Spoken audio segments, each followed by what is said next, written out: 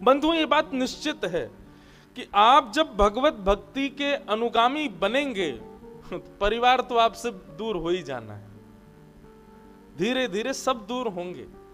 इसलिए मैं पहले ही निवेदन कर दूं, जिनको परिवार में ही रहना है और परिवार से ही संपूर्ण जीवन यापन करना है, भक्ति के मार्ग के बाउंड्री लाइन पे ही रहना, भीतर मत आ जाना, क्योंकि भीतर आए सब छूट जाएगा।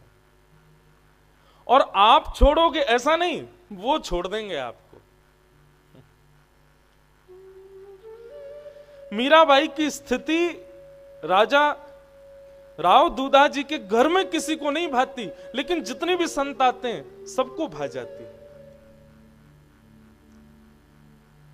और इसी बीच एक अद्भुत संत का आगमन हुआ मीरा जी के जीवन में, जिनका नाम था श्री निवृत्तिनाथ जी।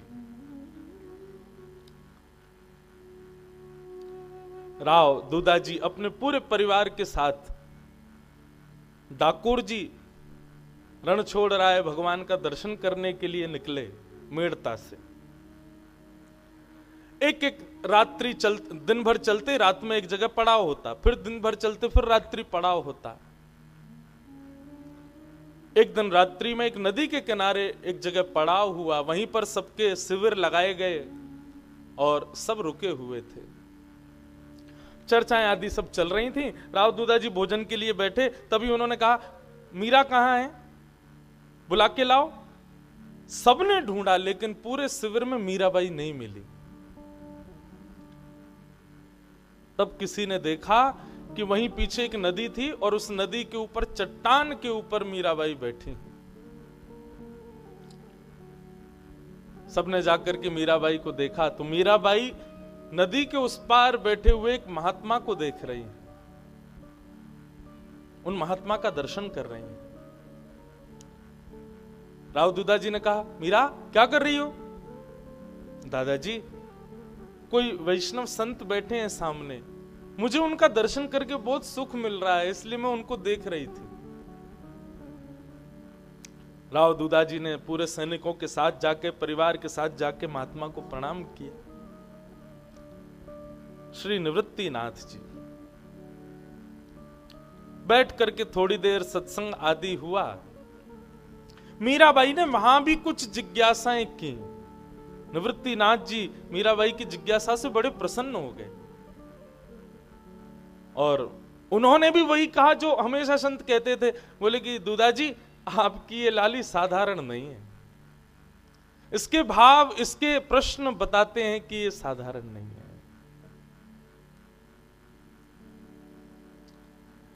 राव दूधा जी ने कहा, भगवान अगर आप कृपा करें तो आप भी हमारे साथ डाकोर जी यात्रा पर चलें, बीच में एक सत्संग होता रहेगा, अच्छा लगेगा। बंधु, एक बात आप हमारी बहुत ध्यान से समझ लीजिएगा।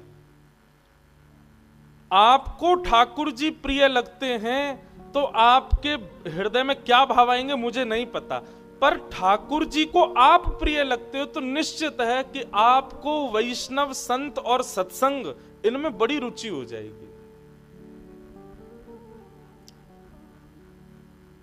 आप राव दूधा जी को देखिए, मीराबाई के पूरे परिवार को देखिए, वे कभी भी प्रायोरिटीज के रूप में संसार को नहीं रखते। सदैव संत हो, सदैव सत्संग हो, सदैव वैष्णव वार्ता हो, इसी को ही प्रधानता देते हैं। अब हम लोग यात्रा में कहीं जाएं, हम क्यों चाहेंगे कि बीच में हम कथा ही सुने? हम तो गाने चलाते हुए जाते हैं गाड़ियों में, गाने सुनेंगे, कुछ भी उधम करते हुए, नाचते गाते हुए, खेलते कूदते हुए जाना प्रिय लगता है। परंतु राव दूधा जी राह में मिले एक साधारण संत जिनसे कोई परिचय भी नहीं है, बस उनसे निवेदन कर दिया आप चलो संग में, ताकि बीच बीच में जहां पड़ाव पड़े तो आपका भी सत्संग सुनने को मिलेगा। ये ठाकुर जी आपसे प्रेम करते हैं तभी ऐसा होता है। संतों के प्रति ऐसे भाव तभी प्रकट होते हैं। हमारे अष्ट सखा कहते हैं, गिरधर जब अपनों करी जाने, ठाकुर जी ने आपको अपना बनाया कब जानो? बोले ताको मन भक्तन की सेवा, संत चरण रज सदा लुभाने, गिरधर जब अपनों करी जाने। माफ कीजिएगा बंधु, लेकिन आपकी किसी भी स्थिति में आप वैष्णवों के प्रति, संतों के प्रति, भक्तों के प्रति ज्यादा निष्ठा आपके हृदय में प्रकट नहीं हो पाती है, तो इससे आप संकुचित मत होइएगा, पर प्रयास करना कि प्रकट हो,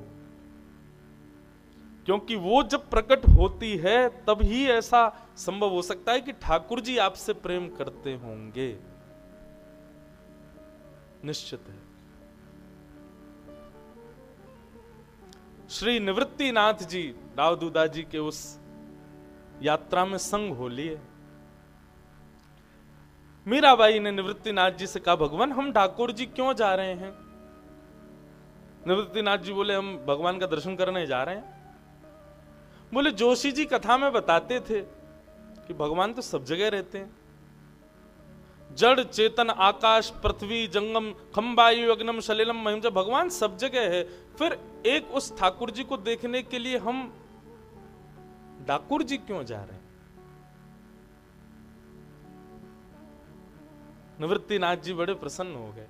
मतलब रोज के सत्संग का विषय मीराबाई ही देती है निवृत्तिनाथ जी को। और छोटी सी मीराबाई का भाव सुनकर के निवृत्तिनाथ जी बोले, बैठो मीरा मैं सुनाता हूं। ठाकुर जी हैं तो सब जगह, लेकिन कहीं कहीं भक्तों की प्रेम लक्षणा भक्ति पर ठाकुर जी जब कृपा करते हैं और कृपा करके अपने भक्त के लिए कहीं विराजमान हो जाते हैं, तो वैष्णव लोग आस्था को और अपने भाव को और पुष्ट करने के लिए उस स्थान का दर्शन करते हैं। बेटी, ऐसे स्थान विश्वास को और दृढ़ करते हैं, इसलिए ऐसे स्थानों पर जाना चाहिए। भगवान है तो सब जगह, लेकिन हमारे भीतर विश्वास दृढ़ हो, उसके लिए ऐसे तीर्थों में हमें जाना चाहिए। कथा है डाकोर नगर के एक गृहस्थ जीवन जीने वाले वैष्णव की, जो कि हर एकादशी पर द्वारिका जाते हैं और द्वारिका जाकर के ठाकुर जी का दर्शन करते, रात भर जागरण करते द्वारिकाधीश के सामने बैठ करके, और जागरण करने के पश्चात फिर वापस ठाकुर जी आते। धीरे धीरे ये क्रम करते करते करते करते वो वैष्णव वृद्ध हो गया। ये निवृत्तिनाथ जी ये कथा सुना रहे हैं मीराबाई को। वैष्णव वृद्ध हो गया। अब वृद्ध हो गया तो पहले जैसी ऊर्जा नहीं रही, जाने में इतनी दिक्कत भी होती थी। कई बार तो एकादशी पूर्ण हो जाती, द्वादशी लग जाती, बेचारे तब पहुंचते, आके फिर ठाकुर जी से क्षमा मांगते, भगवान मेरा नियम थोड़ा सा टूट रहा है, क्या करूं, वृद्धावस्था हो गई है मेरी, अब मैं ज्यादा कुछ कर नहीं पाता, भगवान अब क्या बताएं, ठाकुर जी से द्वारिका इतना दूर भी तो है। एक दिन एकादशी के दिन वो वैष्णव जब द्वारिका पहुंचे तो रात्रि में जागरण करते करते करते करते उनके नेत्र बंद हो गए, और बंद होते ही उनके चित्त में ऐसा भाव आया कि श्री द्वारिकाधीश उनके गले लग गए हैं और उनके साथ उनकी बैलगाड़ी में बैठ करके ठाकुर जी जा रहे हैं। ये दृश्य जैसे उनको अपने चित्त में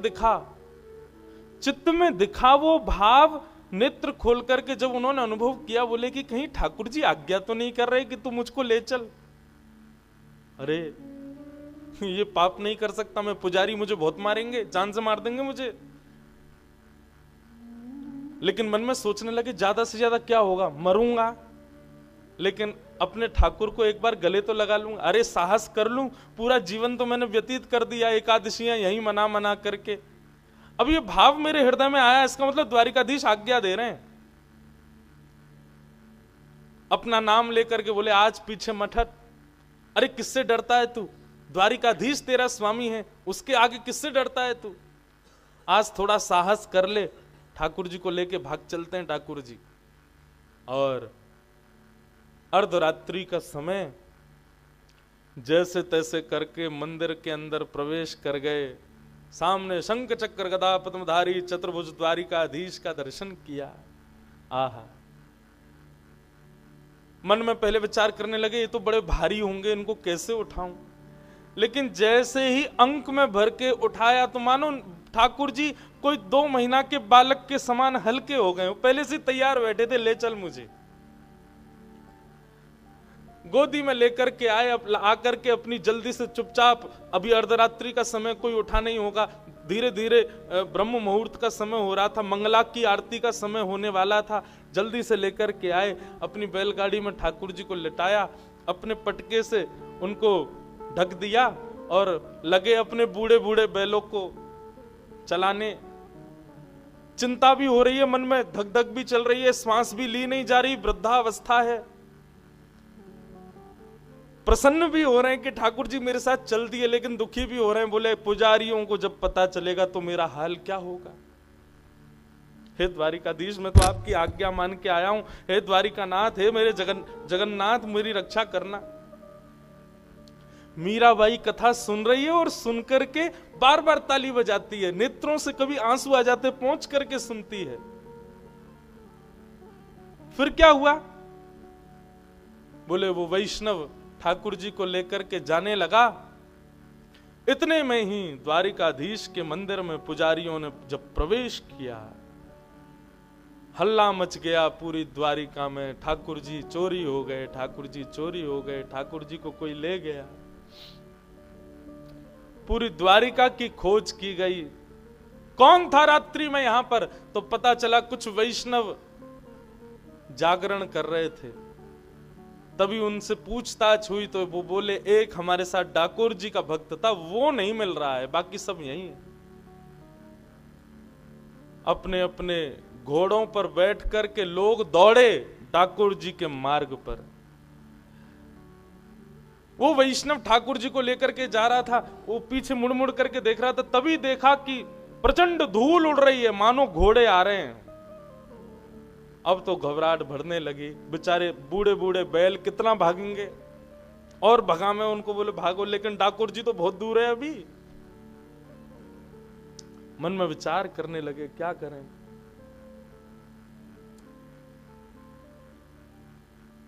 हे द्वारिकाधीश कृपा करो। तभी एक बावड़ी, एक तालाब जैसा रास्ते में दिखाई दिया और उनके हृदय में तुरंत चेतना आ गई कि मैं ठाकुर जी को लेकर के नीचे इसमें विराजमान करके और मैं खाली बैलगाड़ी लेके आगे बढ़ूंगा। जब बैलगाड़ी में कोई दिखेगा नहीं तो सैनिक छोड़ देंगे, जब सैनिक भाग जाएंगे तब लेके फिर चला जाऊंगा। ठाकुर जी को गोद में उठाया, नीचे बावड़ी में ले जा करके एक झरोका सा था, वहां जाकर के द्वारिकाधीश को विराजमान कर दिया और वापस बैलगाड़ी में आकर के आगे बढ़ने लगे। इतने में ही वे सब द्वारिका के सैनिक हों, पुजारी हों, वे सब घोड़े पर चढ़ के आ गए। ए, कहां जा रहे हो? बोले एकादशी का जागरण था, करके वापस डाकोर जी जा रहा। बोले ठाकुर जी चुराए तैने? नहीं भगवान, मैं क्यों चुराऊंगा ठाकुर जी को, तलाशी करो इसकी। उसकी बैलगाड़ी उठा के सब जगह से देखा तो घास फूस सब उठाई, तभी वहां पर द्वारिकाधीश की पीतांबरी दिखाई दे गई, पटका दिखाई दे गया। और पटका देखते ही बोले ये पटका किसका है? फिर पटका देखते ही हाथ पांव कांपने लगे। जैसे ही हाथ पांव कांपते हुए देखे, बोले इसी ने ही चोरी किए, ठाकुर जी कहीं रख दिए, पूछो इससे। एक दो बार पूछा, नहीं बताया तो सबने उसको बहुत मारा। मीराबाई जोर जोर से रोने लगी सुन करके। अरे वो क्यों मार रहे हैं उनको? ठाकुर जी भी तो उनसे राजी हैं, उनके साथ जाना चाहते हैं, फिर वो क्यों मार रहे हैं उनको?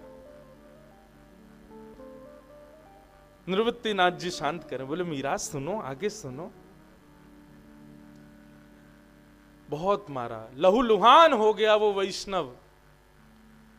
जब रक्त निकलने लगा तब हाथ जोड़ करके मुस्कुराने लगा, बोले कोई बात नहीं, मेरे प्राण निकल जाएं, लेकिन मेरी अंतिम इच्छा पूर्ण हो गई ना, द्वारिकाधीश को मैंने गले लगा लिया, अब भले ही मेरे प्राण निकल जाए। इतने में ही उस बावड़ी में से आवाज आने लगी, अरे मूर्खों, तुम मेरे भक्त को मान रहे हो? क्या तुम्हें पता नहीं कि भक्त और भगवान में अंतर नहीं होता? तुम उसको मार रहे हो, क्यों मार रहे हो? वो मुझे लेकर के नहीं जा रहा है, मैं उसके साथ जाना चाहता हूं, मेरी इच्छा है उसके साथ जाने की। और तुम लोग जो उसको पीड़ा दे रहे हो, उस पीड़ा का परिणाम देखो, मेरे भी अंग से रक्त निकल रहा है, पूरे तालाब का रंग रक्त वर्ण का हो गया है।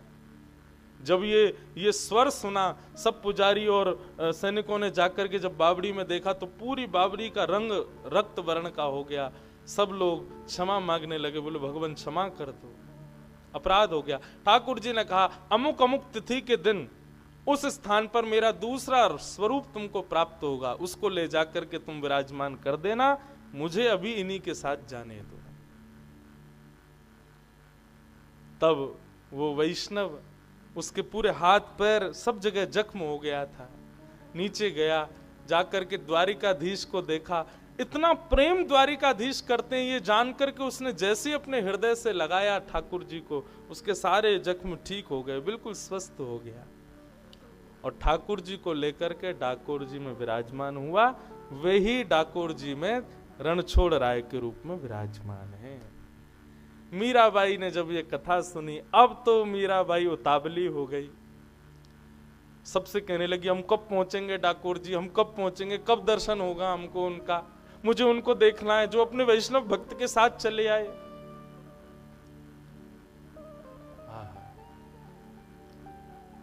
ऐसे निवृत्तिनाथ जी मीराबाई के जीवन में भक्ति को और पुष्ट करने के लिए पधारे और सब वैष्णवों के साथ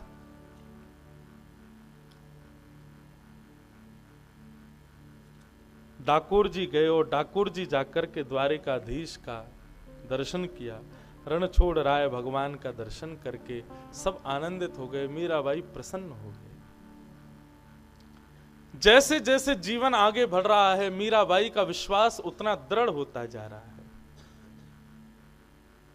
एक दिन मीराबाई अपने ठाकुर जी के श्रृंगार के लिए पुष्पों का हार बना रही थी, और जैसे पुष्पों का हार बना रही थी इतने में ढोल नगाड़े ताशे बाजे बजने की आवाज आने लगी। आज भी बंधुओं, हमारे घर के बाहर से कोई जैसे ढोल नगाड़े ताशे बजने तो बच्चे भागते पहले, क्या हो रहा है क्या हो रहा है। मीराबाई भी अपने कार्य को छोड़ करके भागी, और भाग करके जब खिड़की से देखा राजमहल के बाहर के रास्ते से ढोल ताशे नगाड़े बज रहे हैं, लोग बाग नाच रहे हैं, हाथी चल रहे हैं, ऊंट चल रहे हैं, बड़े बड़े राजा महाराजा उनके ऊपर बैठे हैं, और तभी एक सुंदर सी घोड़ी, और उस घोड़ी पर बढ़िया सुंदर वस्त्र पहने, सिर पर सेहरा पहने, सिरपेच लगी है, मुखमंडल पर बढ़िया सुंदर प्रसन्नता है, आंखों में काजल लगे हैं, आहा अद्भुत राजकुमार एक घोड़े पर बैठ कर के सवार जा रहा है। मीराबाई अपनी मैया के पास गई, बोले मैया ये क्या हो रहा है, देखना जरा बाहर। तब मैया ने आके बताई, बोले लाली ये बारात जा रही है। बोले बारात, वो क्या होता है मैया? बोले अरे बारात मतलब ब्याह के लिए बारात जा रही है, या आगे हाथी पे उस वर के उस दुल्हा के पिताजी बैठे हैं, उसके दादाजी बैठे हैं, और वो जो घोड़ी पे सुंदर सा राजकुमार बन के बैठा है ना, सिर पर पगड़ी बांध करके, सिरपेच लगा करके, बढ़िया सुंदर श्रृंगार करके, इतना प्रसन्न हो रहा है। बोले हाँ। बोले वो दुल्हा है, वो दुल्हा है, अपनी दुल्हन से ब्याह करने जा रहा है। मीराबाई बोली दुल्हन कौन होती है? बोले संसार की हर कन्या एक दिन दुल्हन बनती है, और उसका दुल्हा ऐसी घोड़े पर बैठ करके आता है, उससे ब्याह रचाता है और फिर उसको अपने संग ले जाता है। मीराबाई बोली तो मेरा भी दुल्हा ऐसे ही आएगा? बोले हाँ तेरो भी दुल्हा ऐसे ही आएगा। मीराबाई बोली कब आएगा? अब मां बोली अब ये कोई पूछने की बात है, अरे भी बड़ी तो हो जा, एक दिन तेरा भी दुल्हा आएगा। अब तो मीराबाई उस प्रसन्न राजकुमार को देखकर के मन में उनके भाव उत्पन्न होने लगे, नहीं नहीं मुझे भी ऐसा दुल्हा चाहिए, अभी चाहिए, मां मेरा भी ब्याह कराओ, मुझे बताओ मेरा दुल्हा कब आएगा।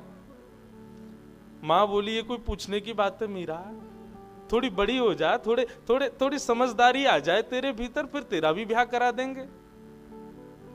जैसे कल हम सुन रहे थे ना, ठाकुर जी रो रहे थे यशोदा मैया के आगे, अभी बहू लाऊंगो, मेरा अभी ब्याह कराओ। ऐसी भावना मीराबाई की होने लगी। बोले नहीं, अभी दुल्हा लाओ, अभी मेरे लिए ऐसी बारात मंगाओ, अभी हाथी के ऊपर मेरे ससुर जी को चढ़ा के लाओ, मैं भी ऐसे राजकुमार के साथ वरण करूं। मेरे वरण कब होगा, मेरे दुल्हा कब आएंगे। रोने लगी मीराबाई, रोते रोते पूरा घर बेहाल कर दिया। मैया ने आकर के हृदय से लगाया। बोले रोती क्यों है?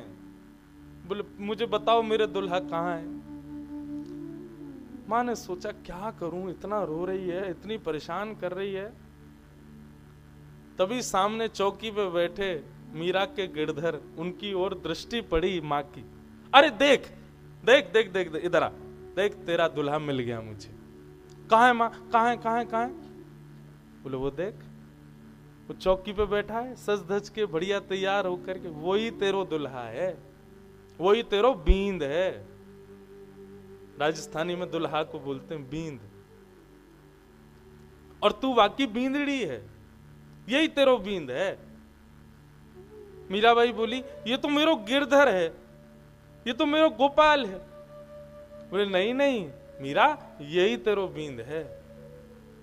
बोले सच? बोले हाँ सच, यही तेरो बींद है। अब तो मीराबाई ने आज तक तो ठाकुर जी को देखती ही थी, पर आज जब मैया ने ऐसा कहा कि यही तेरे पति हैं, इस भाव को सुनकर के जब मीराबाई ने ठाकुर जी को देखा, तो आज ठाकुर जी थोड़े और प्रसन्न दिखाई दे रहे हैं। आज गिरधर लाल थोड़े और आनंद में दिखाई दे रहे हैं। मीराबाई तो प्रसन्न हो गई, आनंद में भर गई। अब मां तो जैसे तैसे मीरा को शांत करके वहां से चली गई, लेकिन मीराबाई अब अपलक नेत्रों से ठाकुर जी को देख रही है। मानो अपनी मन को, अपनी बुद्धि को, अपने तन को, अपने भाव को, हर भाव को ये समझा रही है कि यही मेरा बींद है, यही मेरा पति है, यही मेरा सर्वस्व है।